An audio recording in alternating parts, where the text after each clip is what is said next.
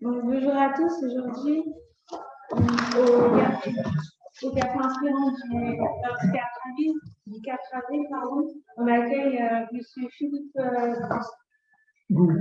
pardon, écrivain Gouste, qui va nous parler un peu de son parcours et qui va nous donner quelques bons conseils pour écrire vite et bien. Je laisse la parole.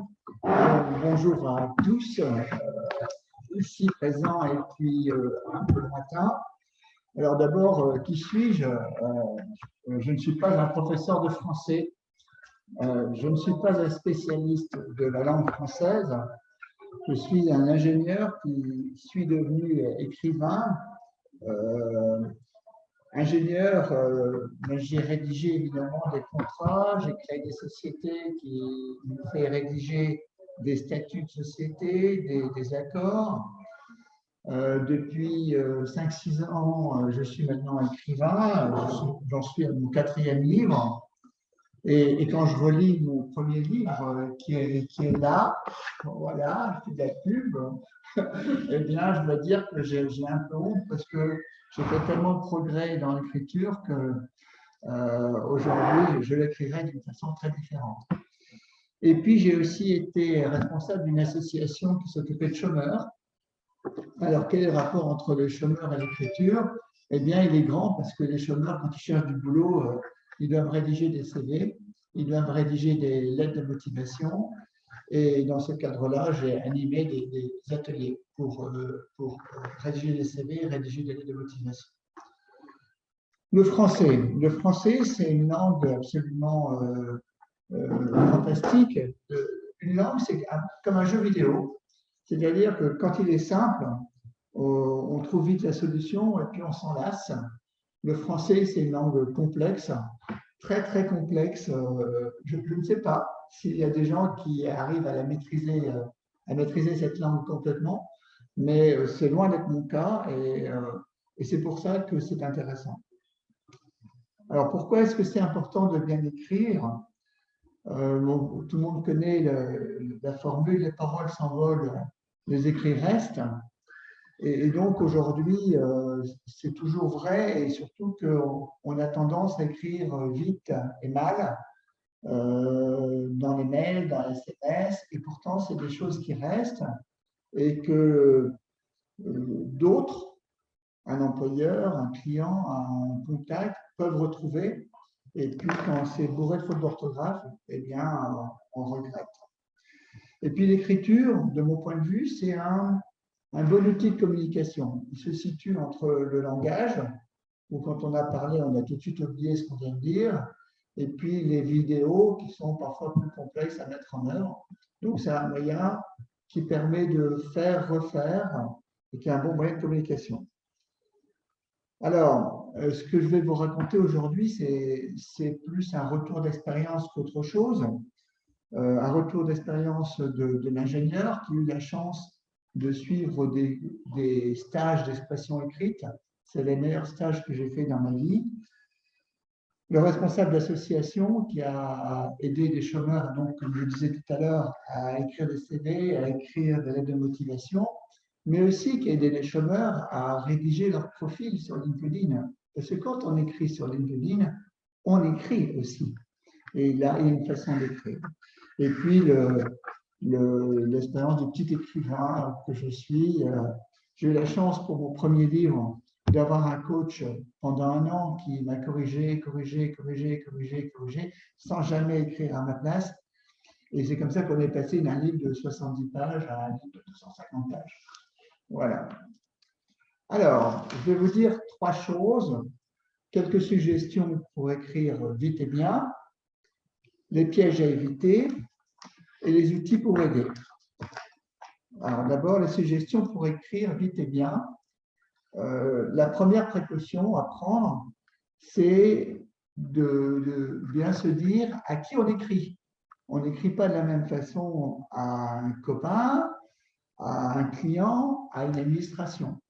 Donc, il faut adapter son écriture à la personne à qui on s'adresse. Ensuite, il faut choisir son support.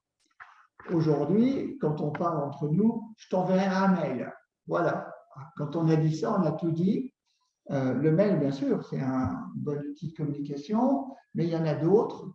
Et bon, il y a le SMS ou tout ce qui se rapproche du SMS, mais il y a aussi les lettres. Et on oublie souvent les lettres, qui restent un outil de communication qui, de mon point de vue, est très performant. Alors, la première chose qu'on doit faire quand on est en face de sa copie, c'est de se fixer un objectif. Et ça, c'est quelque chose qui est très important. Vous connaissez l'histoire de Christophe Colomb. Quand il est parti, il ne savait pas où il allait. Quand il est arrivé, il ne savait pas où il était. Quand il est revenu, il ne savait pas d'où il venait. Et puis Churchill a ajouté tout ça avec le fric des autres. C'est important de se dire, j'écris cette lettre. Alors, ça peut être pour communiquer, donner l'information. Ça peut être pour demander un service, demander une subvention, demander quelque chose. Et ce que je conseille, c'est la même chose que le même conseil que je donne aux personnes qui téléphonent, c'est de prendre une feuille de papier sur le côté et d'écrire l'objectif. Mon objectif est de demander une subvention. Et je l'écris. Et puis quand j'ai écrit cela, ensuite, il faut que je structure mon texte. Alors, la structuration du texte, elle est valable pour un mail, elle est valable pour une lettre, elle est valable pour un livre. Simplement, pour un livre, elle est valable pour tout le livre, elle est valable pour le chapitre à l'intérieur du livre, elle est valable pour le paragraphe à l'intérieur du livre. Il faut structurer le texte. Et la structuration du texte, bien sûr, il y a plusieurs formules. Mais la formule la plus simple, et celle que je vous recommande, c'est de commencer par une phase empathique. Alors, c'est quoi la phase empathique? C'est mettre la personne qui va recevoir le document dans un état d'esprit qui va faire que ça va lui donner envie de lire tout le texte. C'est ça le but. Moi, pour mon dernier livre, c'est un livre qui porte sur les sectes, je viens d'écrire un éminent psychiatre qui se trouve à Toulon, que je ne connais pas, qui ne me connaît pas. Et donc, dans cette lettre, je lui ai envoyé une lettre, dans cette lettre, le premier paragraphe, je lui dis, bah, écoutez, voilà, j'ai déjà rencontré telle personne, telle personne, telle personne pour parler de mon livre, et ces personnes, c'est des noms qui lui parlent, et ça va lui donner envie de lire la suite. Donc, un premier paragraphe qui porte sur une mise en condition du lecteur. Ensuite, on découpe son texte en paragraphes avec une idée par paragraphe. Quand vous avez 2 idées par paragraphe, ça devient confus. Une idée par paragraphe. Alors, le paragraphe, il peut être plus ou moins long, suivant que c'est une lettre, un livre ou autre chose. Mais je recommande une idée par paragraphe. Et puis, quand on a fini, on conclut. Et on conclut comment? En lisant la feuille de papier qui est à côté. Je vous écris donc pour vous demander une subvention. Je vous écris donc pour vous communiquer des informations. Et puis voilà. Moi, quand je faisais mes ateliers aux chômeurs, je disais qu'un document écrit, c'est comme une bataille napoléonienne. On sait où on est, on sait où on veut aller, et puis on définit tout l'écran, les paragraphes, pour y arriver, et quand on y est arrivé, on dit j'y suis. Alors voilà, donc ça c'est, je pense que c'est une méthode simple que tout le monde peut utiliser. Alors il y a, quand on écrit des livres, on peut faire l'anti-méthode. On peut choquer, c'est-à-dire casser cette logique, et ce qui fait que le lecteur est pris à dépourvu, il se dit mais qu'est-ce qui se passe? Mais là c'est volontaire aussi. Donc c'est des techniques supérieures. Il peut arriver qu'il y ait des blocages quand on écrit. Alors, quand il y a des blocages, il y a deux conseils. On essaie d'écrire et puis ça ne vient pas. Voilà, j'ai envie de demander une subvention et puis ça ne va pas. Je n'arrive pas à demander, je ne trouve pas les mots. Et donc là, ce que je recommande, il y a une phrase qui va bien. Qu'est-ce que je veux dire? Je veux dire que. Voilà, qu'est-ce que je veux dire? Je veux dire que je veux lui demander une subvention. Puis voilà, on débloque l'esprit qui permet en utilisant ce petite phrase. Et puis, je pense qu'il ne faut pas forcer. Quand ça ne vient pas, L'autre alternative, c'est de demander à quelqu'un. Quelqu'un qui est à côté de vous, tiens, je veux dire que j'ai une subvention à demander, je ne sais pas comment faire pour demander. Et la personne qui, elle, ne réfléchit pas, ne va pas être bloquée, elle va vous dire ça avec ses mots. Ensuite, vous vous transformez comme vous voulez, mais c'est une façon de faire. Donc, quand il y a un blocage, premièrement, qu'est-ce que je veux dire? Je veux dire que, et puis demander aux autres. Voilà, ça c'est pour écrire vite et bien. Les pièges à éviter. Alors, le principal piège à éviter, et alors là, je le dis et je le redis, n'allez jamais trop vite. La première version de ce que vous écrivez n'est jamais la bonne. Dans un livre, quand je rédige un livre, je lis environ 20 fois chaque chapitre. 20 fois. Et c'est parfois beaucoup plus. Quand j'écris un mail, sauf si je suis obligé de l'envoyer tout de suite, généralement, je ne l'envoie que le lendemain. Parce que le lendemain, je trouve que ce que j'ai écrit, ce n'est pas bon. Et je suis déjà à une version 2. Et puis, quand c'est un texte important, je fais relire par un tiers. Quand on lit soi-même, on ne se lit plus. On connaît tellement son texte dans son crâne qu'on ne lit plus. Et donc, les fautes, on ne les voit pas. Les doublons, par exemple, il y a des tests psy où on met des doublons et les gens passent à travers et on ne les voit pas. Donc, faire lire par un tiers. La lecture par un tiers, ce n'est pas quelque chose qui est neutre. C'est un vrai métier. C'est un vrai métier. Quand les lectures de livres, par exemple, eh bien, il y a des relecteurs et ils demandent entre 1 et 2 euros par page. Pour montrer que la lecture, c'est quelque chose qui est important. Attention aux anglicismes quand on écrit. Alors, ce que je veux dire, c'est que trop, c'est trop. C'est-à-dire que si vous truffez votre texte de mots anglais, le lecteur va avoir une réaction. Est-ce que la personne qui est en face de moi est si pauvre en français qu'elle ne sait pas écrire avec les Français? Est-ce qu'elle a un complexe? Quelqu'un qui parle mal anglais, alors il met plein de mots anglais, même si ce n'est pas bon. Donc, trop, c'est trop. À l'inverse, pas assez, c'est pas assez. Moi, je suis en ce moment en discussion avec l'administration fiscale, malheureusement. Et dans l'administration fiscale, on écrit mail, non pas M-A-I-L, mais M-E-L. Alors, ça me fait bizarre. Là aussi, je trouve que c'est l'autre. Donc, on emploie un mot anglais quand on doit l'employer, mais on n'en emploie pas trop pour faire bien ou pas assez pour faire bien. Attention aux mots professionnels. Alors, les mots professionnels, pourquoi? Parce que certains sont spécifiques d'une boîte et pas d'une autre. Et donc, si on utilise un mot professionnel, il faut vérifier que c'est vraiment un nom commun, que tout le monde emploie. Attention à l'écriture inclusive. Alors, ce n'est pas une prise de position. Néanmoins, quelqu'un qui reçoit une lettre en écriture inclusive, d'abord, de mon point de vue, c'est moins facile à lire. Mais bon, cela mis à part, ça peut être mal interprété. Donc, attention à l'écriture inclusive. Un autre piège à éviter, et celui-là est important, attention au correcteur d'orthographe. Alors, attention à Word, par exemple. Word est un très, très, très mauvais correcteur d'orthographe. C'est sur le livre précédent que j'ai écrit, qui fait 250 pages, avec Word, 0 faute, avec un autre logiciel, plus de 3000 fautes d'orthographe.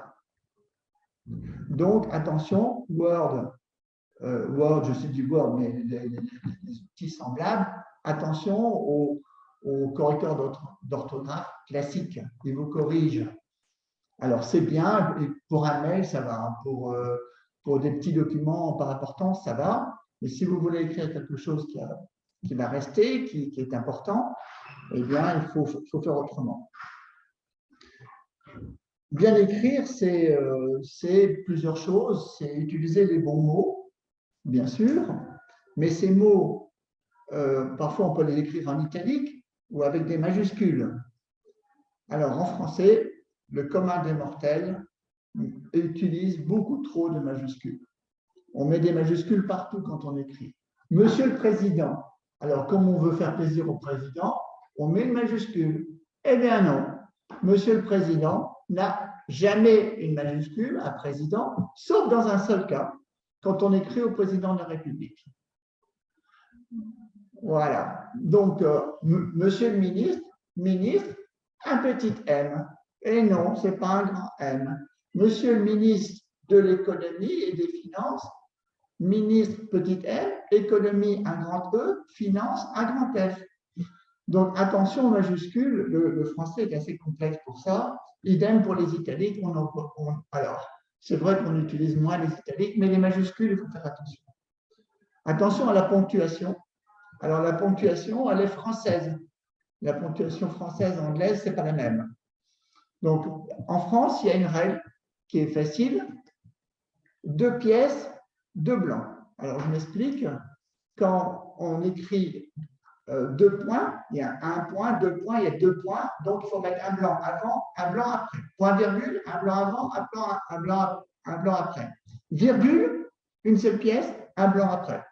Donc, il y a cette règle-là qui est simple, qu'on peut utiliser. Et puis, alors, si vous voulez écrire un livre, il va falloir apprendre des nouvelles règles de ponctuation, parce que les ponctuations dans les livres, ce n'est pas les mêmes que la ponctuation dans le langage commun, dans les lettres communes, et il y a des signes, des traits qui n'existent pas ailleurs et qui sont utilisés dans les livres. Enfin, le style, il faut faire la chasse aux doublons. Là, c'est assez facile à faire. La chasse aux mots inutiles, relisez-vous. Ma jolie femme m'a dit d'aller faire des courses. Est-ce que jolie, c'est utile? Non. Je ne vais pas faire des courses parce qu'elle est jolie. Elle m'a dit d'aller faire des courses. Donc, c'est ma femme m'a dit d'aller faire des courses. Donc, voilà Et attention au pléonasme. Je descends en bas. J'en connais pas beaucoup qui descendent en haut, mais voilà. Alors, dernier point, et puis je terminerai par cela, quels sont les outils pour bien écrire? Alors, le meilleur outil, c'est comme dans la sécurité, dans les usines. Vous savez, dans les usines, dans les toilettes, à un moment, il était marqué au-dessus du miroir, vous voyez votre meilleur agent de sécurité. Eh bien, votre meilleur outil, le moins cher, le plus disponible, c'est vous-même. Donc, posez-vous la question, quand vous avez fini d'écrire quelque chose, est-ce que c'est bien? Alors, je dois dire que moi, je ne suis jamais content de ce que j'ai écrit. Donc, à ce jeu-là, on n'en voit jamais. Bon, on peut se poser la question. Deuxième outil, alors allez-y, c'est l'entourage. N'ayez pas peur de faire relire ce que vous voulez envoyer par un copain, un conjoint, vos enfants. C'est toujours intéressant d'écouter leurs réactions.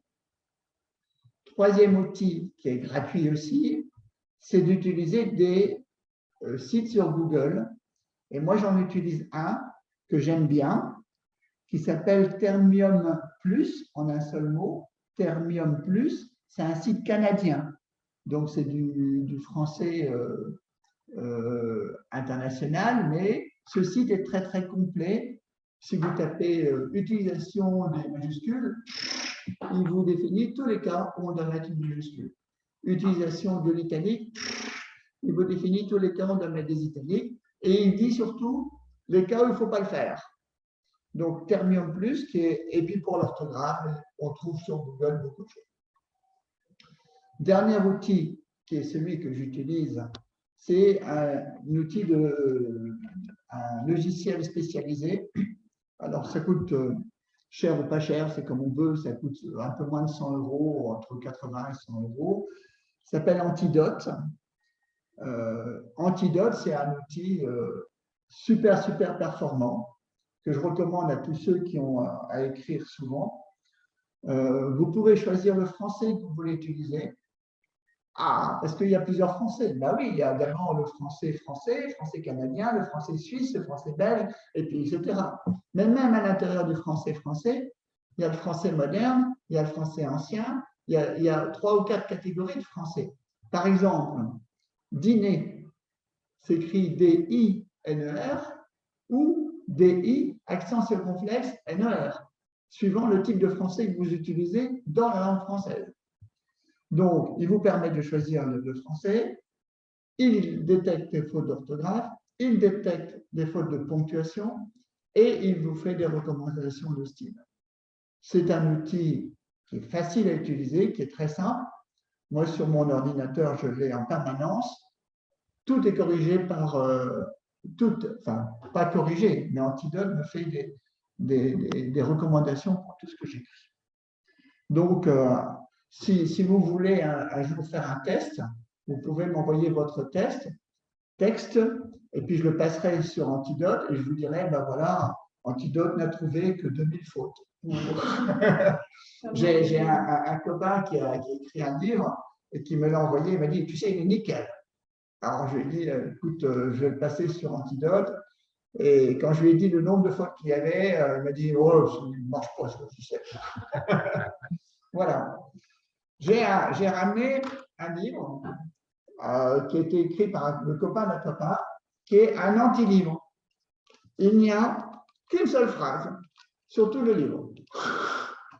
Une seule phrase sur 60 pages. Autant dire que c'est extrêmement pénible à lire.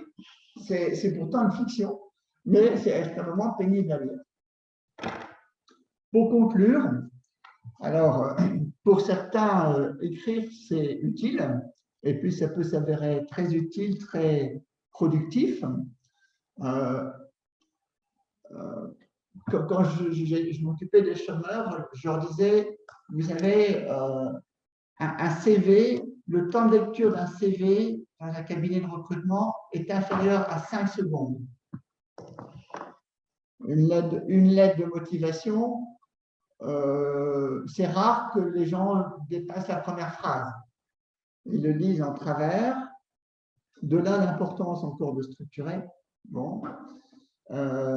Je pense, je suis personnellement convaincu qu'une lettre aujourd'hui est plus efficace qu'un mail.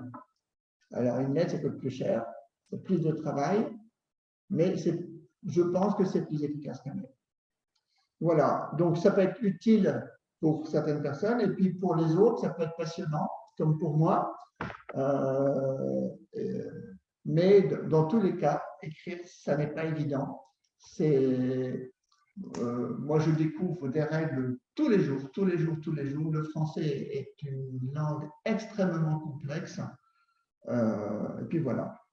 Et donc, à votre disposition, si vous voulez faire un test ou si vous voulez poursuivre cette discussion avec moi. Voilà. Vous avez des questions? Une question? Une personne qui nous a... Oui, moi j'en ai. Bonjour, merci beaucoup pour cette présentation. En fait, moi, j'ai surtout été intéressée par la partie où vous parlez des blocages, parce que je pense que ça arrive à tout le monde et en fait, c'est lié vraiment au stress qu'on a quand on doit écrire un mail ou voilà, quand on doit rencontrer quelqu'un qu'on ne connaît pas, qu'on doit écrire et qu'on a un blocage. Et moi, je trouve ça très difficile dans l'écriture, on va dire, quotidienne, de rester empathique. J'ai tendance, on va dire, à avoir quelque chose de très froid. Même si j'écris à des amis, je vais devenir très froide, alors que ce n'est pas du tout l'objectif, mais je trouve ça difficile d'amener de l'empathie dans nos écrits. Alors, il y a un truc encore là, c'est de parler comme les hommes politiques, c'est-à-dire de dire quelque chose qui est évident. Voilà. Par exemple, vous répondez à une annonce pour être responsable de production dans l'automobile. Qu'est-ce que j'écris le premier paragraphe? Monsieur, vous recherchez un responsable de production pour l'automobile. J'ai été responsable dans telles conditions, je me suis occupé de l'automobile dans telles conditions. Voilà, c'est un peu froid, c'est un peu mécanique, mais le but de la phase empathique, c'est de montrer que vous n'êtes pas un emmerdeur. Oui. Hein, voilà. Oui, tout à fait. Hein, et donner le but, c'est donner envie de lire le reste. Dans un bouquin, qu'est-ce que font les gens qui achètent un bouquin? Je ne sais pas qu'est-ce que tu fais quand tu achètes un bouquin? Les gens lisent la 4e de couverture. Oui, bien sûr. Et puis, il y en a qui vont un petit peu plus loin et qui lisent les quelques premières pages. Quand on va sur Amazon pour acheter un bouquin, souvent, ils vous donnent les premières pages. Ça vous permet de vous mettre dans l'ambiance. Donc, il faut faire attention à ça. Donc, il faut… alors, moi aussi, j'ai des blocages. Là, ça m'arrive, mon bouquin, là, j'étais page 248, j'étais page 248 pendant presque 15 jours. Ça n'arrivait pas. Et puis, clac, ça y est, qu'est-ce que je veux dire? Et à force, et à force, et à force, ça s'est débloqué. Voilà. Et puis, demandez aux autres. Demandez aux autres. Les autres, c'est… Après, on fait ce qu'on veut. Mais demander aux autres, c'est important. Autre chose? Non, moi, après, j'ai trouvé ça bien. Carlos, tu veux demander quelque chose? Non. Moi, j'ai une question toute simple. Quand j'écris, à un moment donné, je veux mettre une phrase qui est une quotation. Et parfois, je vois dans le livre, on met un tiret et la phrase dans le même police, et d'autres le mettent en italique. Parce que… c'est extrêmement compliqué. Alors, si on cite quelqu'un, si on cite une phrase de quelqu'un, on met des guillemets à chaque bout et on laisse en écriture normale. Si on cite un titre d'une œuvre écrite, une œuvre musicale ou autre, on met en italique. Si on fait une citation dans une langue étrangère, alors, la règle générale, c'est en italique, sauf si la citation en lettres étrangères, dans une langue étrangère est une situation commune. Alors… Non, bon, on rentre pas les ailes. Mais si c'est un dialogue… Un dialogue, non. On ne met pas en italique. On met le tiret devant. On met le tiret devant, et puis c'est tout. Alors, le tiret devant, si c'est une lettre, c'est un simple tiret. Si c'est un livre, c'est un tiret qui est spécifique au livre. Qui est long. Qui est plus long, ouais. qui n'est pas le double, mais qui est, en fait, sur la plupart des écrans, on fait 2 fois le signe. Et ça se retouche. Moi, j'aurais une question. Parce que moi, dans le cadre de mes études, du coup, on fait beaucoup d'écrits. Ouais. Et du coup, ce serait quoi un peu ton conseil parce que moi, des fois, en fait, moi, j'écris vite. Et du coup, pas bien. Et ce serait de me relire, du coup. Alors moi, je suis comme ça aussi. Quand je suis en réunion ou autre, quand je travaille, j'écris beaucoup. On a tendance à écrire trop. Donc, il y a des gens qui sont capables d'écrire peu. Et je pense que c'est bien parce que ça permet de relire et d'avoir un sens. Si tu écris beaucoup avec vouloir prendre tout ce qui s'est dit, c'est malheureusement, après, je trouve que ce n'est pas très utile. Okay. Voilà. Tu as d'autres questions? Bon, ben voilà, c'est gentil d'être venu ce matin. Voilà, merci beaucoup. C'était très intéressant, merci. Voilà. Merci beaucoup à toi et n'hésite pas à venir au quai parce qu'on a repris les 4 inspirants physiques aussi. Ok, ça marche. Parfait. Merci beaucoup. Au revoir. Merci.